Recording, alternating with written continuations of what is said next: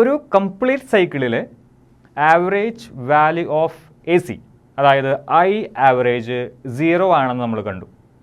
നമ്മളൊരു single cycle എടുക്കുകയാണെങ്കിൽ, ഫുള്ളായിട്ടുള്ള ഒരു single cycle, A complete cycle എടുക്കുകയാണെങ്കിൽ അതിലുള്ള ആവറേജ് കറണ്ട് ഐ ആവറേജ് 0 ആണ്. നമ്മൾ രണ്ടാമത്തെ സൈക്കിൾ എടുക്കുകയാണെങ്കിലും അവിടെയും ഐ ആവറേജ് 0 ആയിരിക്കും.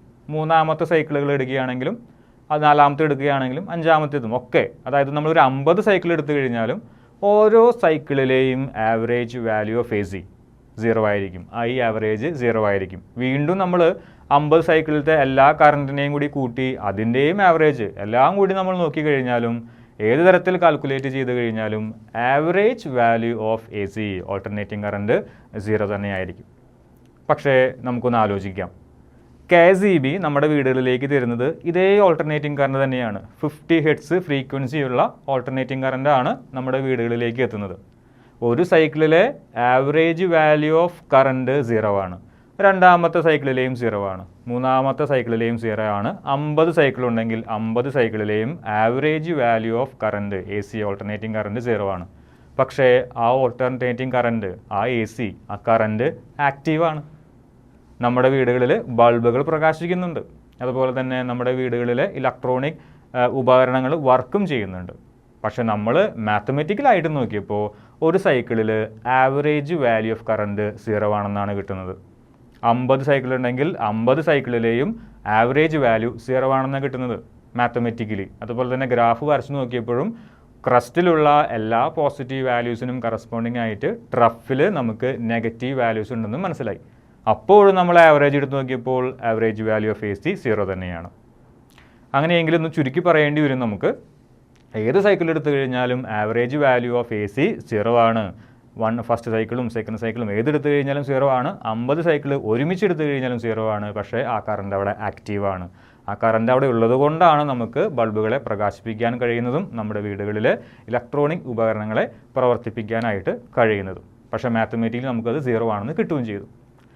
അതുകൊണ്ട് നമ്മൾ ആവറേജ് വാല്യൂ ഓഫ് എ സിനെ തൽക്കാലത്തേക്ക് മാറ്റി നിർത്തുകയാണ്. തൽക്കാലത്തേക്ക് ഐ ആവറേജിന് നമ്മൾ കൺസിഡർ ചെയ്യുന്നില്ല. കാരണം അത് 0 ആണെന്നാണ് കിട്ടിയത്. പക്ഷേ ആ കറണ്ട് അവിടെ ആക്റ്റീവുമാണ്. ആ കറണ്ട് ഉള്ളത് കൊണ്ടാണ് നമുക്ക് നമ്മുടെ വീടുകളിലെ എല്ലാ ഉപകരണങ്ങളും ഓൾട്ടർനേറ്റിംഗ് കറണ്ട് ഉപയോഗിച്ച് എല്ലാ ഉപകരണങ്ങളെയും നമുക്ക് പ്രവർത്തിപ്പിക്കാനായിട്ട് സാധിക്കുന്നത്. ഐ ആവറേജിന് പകരം, അതായത് ആവറേജ് വാല്യൂ ഓഫ് ഓൾട്ടർനേറ്റിംഗ് കറണ്ടിന് പകരം നമ്മൾ കൺസിഡർ ചെയ്യുന്ന മറ്റൊരു കറണ്ടാണ് റൂട്ട് മീൻ സ്ക്വയർ, അതായത് RMS value of A C. Average value of A സിയെ നമ്മൾ മാറ്റി നിർത്തി root mean square RMS value of A സിനെയാണ് നമ്മൾ ഇനി മുതൽ കൺസിഡർ ചെയ്യാനായിട്ട് പോകുന്നത്. ഇവിടെ നമ്മൾക്ക് നേരിട്ട പ്രശ്നം ഉണ്ടാവുകയില്ല. ആവറേജ് വാല്യൂ എടുത്തു കഴിഞ്ഞാൽ 0 കിട്ടി. അത് പക്ഷേ നമുക്ക് ഒരു കൺഫ്യൂഷൻ ഇടയാക്കി. ആവറേജ് വാല്യൂ 0 ആണെങ്കിൽ കൂടി അത് ആക്റ്റീവ് ആണെന്നുള്ള കാര്യമൊക്കെ നമ്മൾ കണ്ടു കഴിഞ്ഞു. അതുകൊണ്ട് തൽക്കാലത്തേക്ക് ആ average value of A C നമ്മൾ മാറ്റി നിർത്തിയിട്ട് മറ്റൊരു കറണ്ടിൽ നമ്മൾ കൺസിഡർ ചെയ്യുന്നു. ആ കറണ്ടാണ് RMS value of A C. ഇനി എന്താണ് ഈ RMS വാല്യൂ? ഓക്കെ, അതിൻ്റെ ഒരു സ്റ്റേറ്റ്മെൻറ്റ് ഇവിടെ കൊടുത്തിട്ടുണ്ട്. ഒരല്പം കൺഫ്യൂസിംഗ് ആണ്, എങ്കിൽ കൂടി നമുക്കൊന്ന് വായിച്ചു നോക്കാം. It is defined as that value of direct current which produces the same heating effect in a given resistor as is produced by given alternating current when passed for the same time.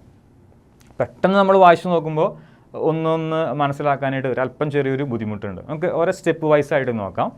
It is defined as that value of direct current, അതായത് RMS value of alternating current എന്ന് പറയുന്നത് direct കറണ്ടിൻ്റെ ഒരു measurement ആണ്. രണ്ടും current തന്നെയാണ്, alternating current, direct current. Okay, ഒരു റെസിസ്റ്ററിൽ കൂടി പോകുന്ന ഡയറക്റ്റ് കറണ്ടിൻ്റെ മെഷർമെൻ്റ് ആണ് RMS value of A C, അല്ലെങ്കിൽ root mean square value of alternating current.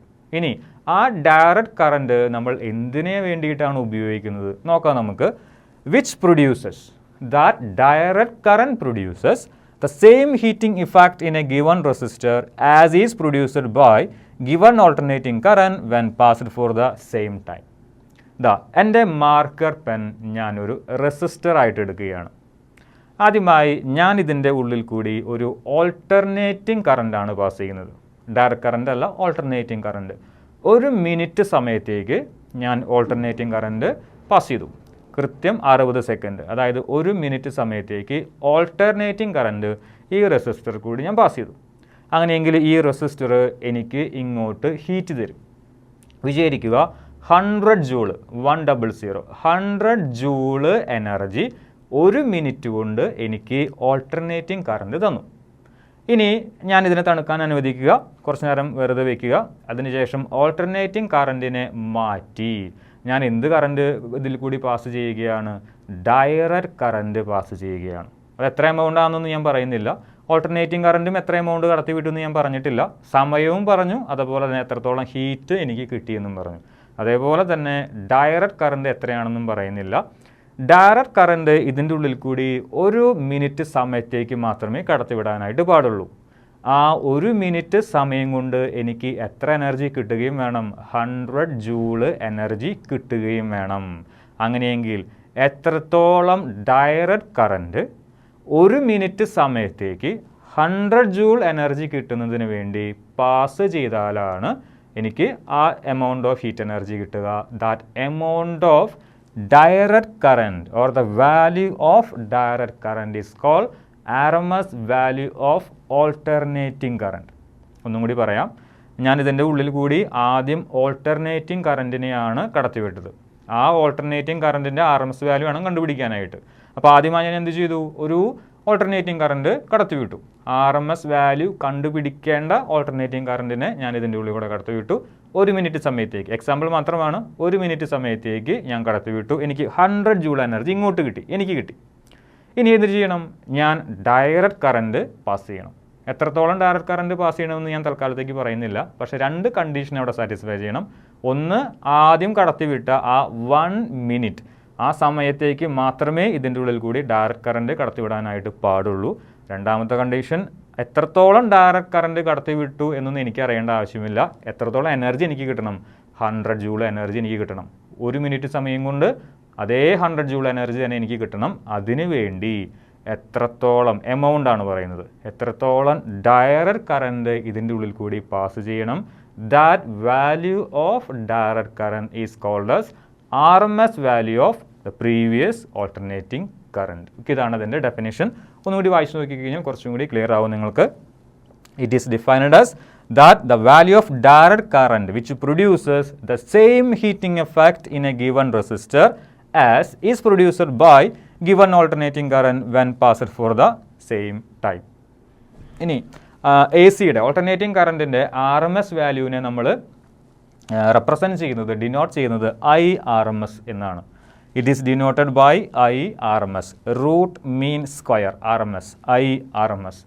ഇനി നമുക്ക് മാക്സിമം വാല്യൂ ഓഫ് കറണ്ട് അറിയാമെങ്കിൽ, അതായത് I0 അറിയാമെങ്കിൽ, ഇപ്പോൾ നമ്മൾ സാധാരണഗതിയിൽ ഒരു ഗ്രാഫ് വരയ്ക്കുക. ഇതാണ് നമ്മുടെ ഓൾട്ടർനേറ്റിംഗ് കറണ്ടിൻ്റെ ഗ്രാഫ്. ഇതാണ് നമ്മുടെ മാക്സിമം വാല്യൂ, അല്ലെങ്കിൽ ഇത് മാഗ്നിറ്റ്യൂഡ് മാത്രമേ എടുക്കാവൂ. ഈ ഹൈറ്റ്, ഇതിൻ്റെ ആംപ്ലിറ്റ്യൂഡാണ് maximum value of current. Current സമയത്തിനനുസരിച്ച് ഈ രീതിയിലാണ് ചേഞ്ച് ചെയ്യുന്നത്. ആ സൈൻ വേവിൻ്റെ ആംപ്ലിറ്റ്യൂഡ് എടുത്തു കഴിഞ്ഞാൽ, ആംപ്ലിറ്റ്യൂഡിൻ്റെ മാഗ്നിറ്റ്യൂഡ് എടുത്തു കഴിഞ്ഞാൽ നമുക്ക് മാക്സിമം വാല്യൂ ഓഫ് കറണ്ട് ലഭിക്കും, I0 ലഭിക്കും. I0 നമുക്ക് അറിയാമെങ്കിൽ സുഖമായി IRMS കണ്ടുപിടിക്കാനായിട്ട് സാധിക്കും. അതായത് IRMSും I0യും തമ്മിൽ ചെറിയൊരു റിലേഷൻഷിപ്പ് ഉണ്ട്, അതവിടെ കൊടുത്തിട്ടുണ്ട്. IRMS is equal to I0 divided by √2. അതായത് നിങ്ങൾക്ക് ഒരു കാര്യം മനസ്സിലാകും, I0യേക്കാളും ചെറുതാണ് IRMS. ഇനി 1/√2ൻ്റെ വാല്യൂ 0.707 ആണ്. 1/√2, √2ൻ്റെ അല്ല, 1/√2ൻ്റെ വാല്യൂ 0.707 ആണ്. അങ്ങനെയെങ്കിൽ IRMS is equal to I0 into 0.707 എന്ന് എഴുതാനായിട്ട് സാധിക്കും. ഇനി ഇതിന് നമുക്ക് പെർസെൻറ്റേജ് ആയിട്ട് പറയാമെങ്കിൽ ഇങ്ങനെ എഴുതാം. IRMS equal to 70, 100 കൊണ്ട് മൾട്ടിപ്ലൈ ചെയ്യുക, 70.7% ഓഫ് I0. അതായത് I0 എന്ന് പറയുന്നത് മാക്സിമം വാല്യൂ ഓഫ് കറണ്ട് ആണ്. അതിൻ്റെ ഏകദേശം ഒരു 0.25%, അതായത് ഒരു 75% ആണെങ്കിലാണ് നമുക്കത് ഒരു 0.25 എന്ന് പറയാൻ പറ്റുള്ളൂ. അത്രയില്ല, 70.7% ഉള്ളൂ. ഒരു 3/4 ഏകദേശമാണ് പറയുന്നത്. ഒരു 3/4 മാത്രമേ ആരുണ്ടായിരിക്കുള്ളൂ, RMS വാല്യൂ ഉണ്ടായിരിക്കുകയുള്ളൂ. അല്ലെങ്കിൽ കൃത്യമായിട്ട് പറയുകയാണെങ്കിൽ IRMS is equal to 70.7% of I0. Okay, ഇത്രയുമാണ് നമുക്ക് RMS വാല്യൂവിനെ കുറിച്ച് പറയാനുള്ളത്. ആദ്യമായി നിങ്ങൾ ശ്രദ്ധിക്കേണ്ട കാര്യം അതിൻ്റെ സ്റ്റേറ്റ്മെൻറ്റ് തന്നെയാണ്, അതുപോലെ അതിൻ്റെ റെപ്രസെൻറ്റേഷൻ. IRMS എന്ന് പറയുന്ന സിമ്പിൾ ഉപയോഗിച്ചിട്ടാണ് RMS വാല്യൂവിനെ നമ്മൾ എഴുതുന്നത്. മാക്സിമം വാല്യൂ ഓഫ് കറണ്ട് അറിയാമെങ്കിൽ IRMS സുഖമായി കണ്ടുപിടിക്കാം. റിലേഷൻ ഇതാണ്, IRMS is equal to I0 divided by √2. ഇനി 1/√2ൻ്റെ വാല്യൂ എന്താണ്? 0.707. So IRMS is equal to I0 into 0.707 എന്ന് എഴുതാനായിട്ട് സാധിക്കും. ഇനി I0യുടെ പെർസെൻറ്റേജ് വഴി നമുക്കത് ഒന്നും കൂടി ക്ലിയർ ആയിട്ട് റെപ്രസെൻറ്റ് ചെയ്യാം. IRMS is equal to 70.7% of I0. RMS value of alternating current IRMS is equal to 70.7% of I0 എന്ന് നമ്മൾ കണ്ടതാണ്. ഈ IRMSനെ നമ്മുടെ കയ്യിലുള്ള ഈ ഗ്രാഫിൽ എവിടെയാണ് നമുക്ക് പ്ലോട്ട് ചെയ്യാനായിട്ട് സാധിക്കുക? ഇതാണ് കറൻറ്റും ടൈമും തമ്മിലുള്ള ഗ്രാഫ്. സൈൻ വേവ് പോലെയാണ്, അതായത് ഓൾട്ടർനേറ്റിംഗ് കറണ്ട് ശരിക്കും സൈൻ വേവ് പോലെയാണ് വാരി ചെയ്യുന്നത്. സമയത്തിനനുസരിച്ച് സൈൻ വേവ് പോലെയാണ് വാരി ചെയ്യുന്നത്. ഈ ഒരു സൈൻ വേവിൻ്റെ ആംപ്ലിറ്റ്യൂഡ്, അതായത് മാക്സിമം വാല്യൂ ഓഫ് കറണ്ട് ഈ ആംപ്ലിറ്റ്യൂഡിൻ്റെ ഈ ഒരു ഭാഗത്ത് നമുക്ക് പ്ലോട്ട് ചെയ്യാം. I0 maximum value of കറണ്ടിനെ I0 എന്ന് പറഞ്ഞിട്ട് ഏറ്റവും മുകളിൽ നമുക്ക് പ്ലോട്ട് ചെയ്യാനായിട്ട് സാധിക്കും. ഈ I0യുടെ 70.7% ആണ് ആര്? IRMS. അതായത് ഒറിജിൻ മുതൽ I0 വരെയുള്ള ഇത്രയും ഭാഗത്തിൻ്റെ ഒരു 70% അല്ലെങ്കിൽ 70.7% നിങ്ങൾക്ക് ആരെ പ്ലോട്ട് ചെയ്യാം? RMS വാല്യൂവിനെ പ്ലോട്ട് ചെയ്യാം. അപ്പോൾ 0 അല്ലെങ്കിൽ ഒറിജിൻ 0യും ഏറ്റവും മുകളിലുള്ളത് ഒരു 100 ആണെങ്കിൽ, I0 100 ആണെങ്കിൽ, ഇപ്പോൾ 0 to 100 ആണ് വേരിയേഷൻ. അപ്പോൾ നിങ്ങൾക്ക് വേണമെങ്കിൽ ഒരു 70യുടെ ഒക്കെ അവിടെ അല്ലെങ്കിൽ 70.7ൻ്റെ അവിടെ നിങ്ങൾക്ക് ആരെ പ്ലോട്ട് ചെയ്യാനായിട്ട് സാധിക്കും? RMS വാല്യൂവിനെ പ്ലോട്ട് ചെയ്യാനായിട്ട് സാധിക്കും. എപ്പോഴും ആലോചിക്കുക, I0 എപ്പോഴും IRMSനേക്കാളും വലുതായിരിക്കും. I0 100 ആണെങ്കിൽ വെറും 70.7 മാത്രമായിരിക്കും RMS. അപ്പോൾ RMSനെ പ്ലോട്ട് ചെയ്യുമ്പോൾ I0യുടെ ഗ്രാഫിൽ RMSനെ പ്ലോട്ട് ചെയ്യുമ്പോൾ I0യുടെ താഴെ ആര് വരാൻ പാടുള്ളൂ? RMS വാല്യൂ വരാനായിട്ട് പാടുള്ളൂ. ഇനി ഇത്രയും നമ്മൾ പറഞ്ഞത് കറണ്ടിനെ കുറിച്ചാണ്, ഓൾട്ടർനേറ്റിംഗ് കറണ്ടിനെ കുറിച്ചിട്ടാണ്. ഇതേ രീതിയിൽ തന്നെ നമുക്ക് ഓൾട്ടർനേറ്റിംഗ് EMFനെയും പറയാനായിട്ട് സാധിക്കും. ഇക്വേഷൻ ഇതാണ്, IRMS is equal to I0/√2 ആണെങ്കിൽ ERMS is equal to E0 divided by √2 ആണ്. അതിൽ E0 എന്ന് പറയുന്നത് മാക്സിമം വാല്യൂ ഓഫ് EMF ആണ്. ഞാനിവിടെ ക്യാപിറ്റൽ E ആണ് ഉപയോഗിച്ചിരിക്കുന്നത്. നിങ്ങൾക്ക് വേണമെങ്കിൽ ഇങ്ങനെ എഴുതാം, ERMS എന്ന് എഴുതാം. ചില ബുക്കുകളിൽ VRMS എന്നൊക്കെ കണ്ടുവരാറുണ്ട്. നിങ്ങൾ ഇഷ്ടമുള്ള റെപ്രസെൻറ്റേഷൻ ഉപയോഗിക്കാം. ഞാനിവിടെ ക്യാപിറ്റൽ ERMS എന്നാണ് എഴുതിയിരിക്കുന്നത്. Capital ERMS. ERMS is equal to E0/√2. ERMS എന്ന് പറഞ്ഞു കഴിഞ്ഞാൽ നമ്മുടെ ഓൾട്ടർനേറ്റിംഗ് EMFൻ്റെ റൂട്ട് മീൻ സ്ക്വയർ വാല്യൂ ആണ്. E0 എന്ന് പറയുന്നത് അതിൻ്റെ തന്നെ മാക്സിമം വാല്യൂ ആണ്. √2 ഒരു നമ്പറുമാണ്. ഇനി 1/√2ൻ്റെ വാല്യൂ നമ്മൾ നേരത്തെ പറഞ്ഞതുപോലെ 0.707. ഇക്വേഷൻ ഇങ്ങനെ മാറും, ERMS equal to E0 into 0.707. അതിൽ നമ്മൾ പെർസെൻറ്റേജിലേക്ക് മാറ്റുകയാണെങ്കിൽ ERMS is equal to 70.7% of E0.